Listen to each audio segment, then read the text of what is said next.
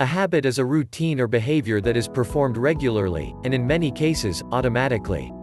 In the long run, the quality of our lives depends on the quality of our habits.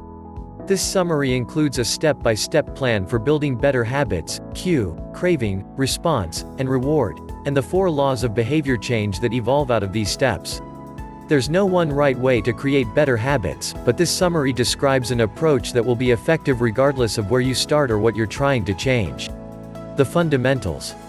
Too often, we convince ourselves that massive success requires massive action. However, the difference a tiny improvement can make over time is astounding. The effects of your habits multiply as you repeat them. We often dismiss small changes because they don't seem to matter, but over your lifetime, these choices determine the difference between who you are and who you could be. Habits are a double-edged sword. Bad habits can cut you down just as easily as good habits can build you up.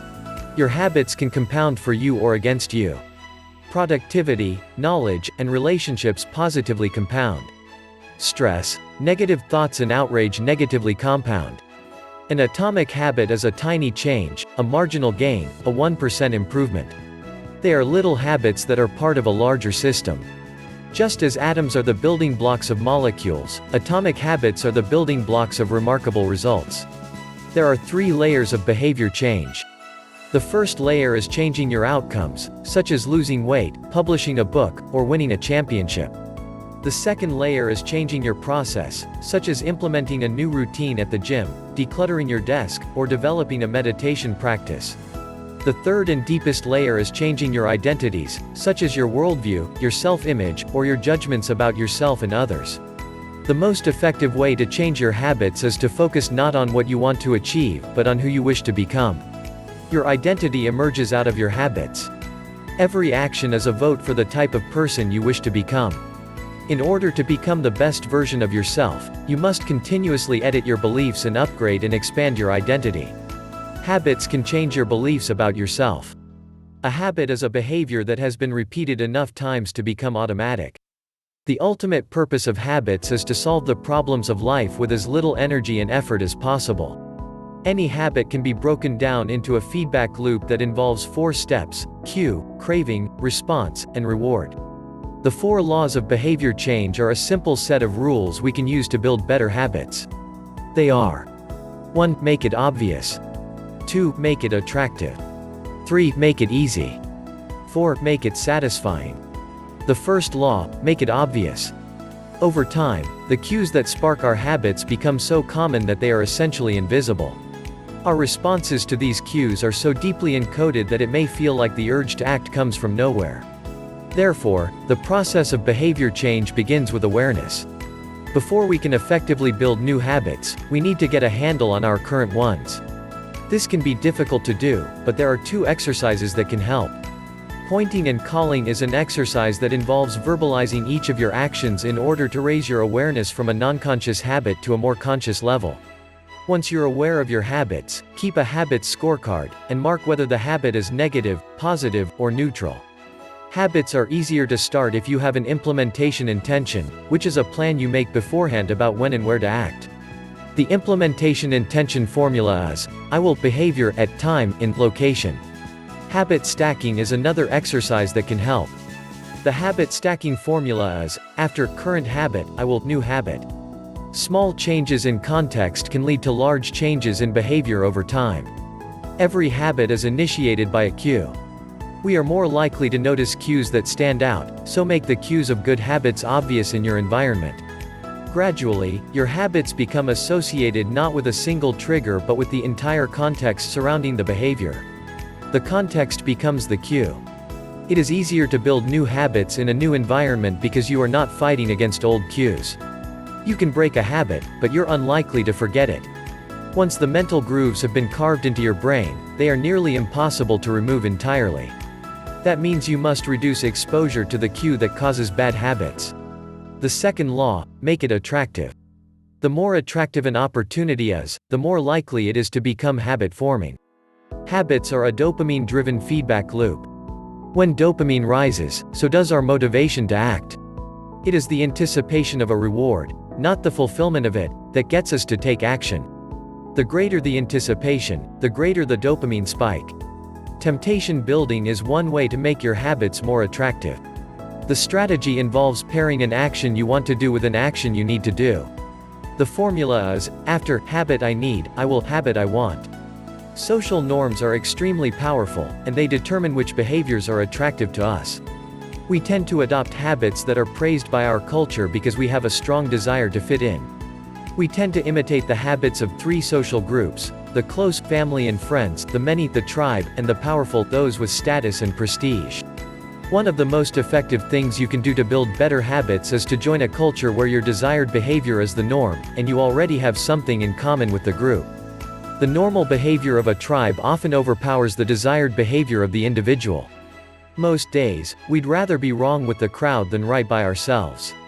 Every behavior has a surface-level craving and a deeper underlying motive.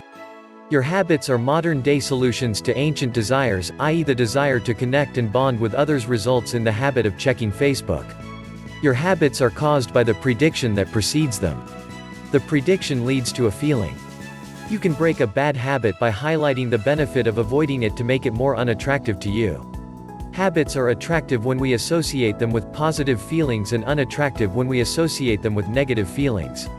Create a motivation ritual by doing something you enjoy immediately before a difficult habit. The third law, make it easy. The most effective form of learning is to practice. Focus on taking action. The amount of time you have been performing a habit is not as important as the number of times you have performed it. Human behavior follows the law of least effort. We will naturally gravitate toward the option that requires the least amount of work.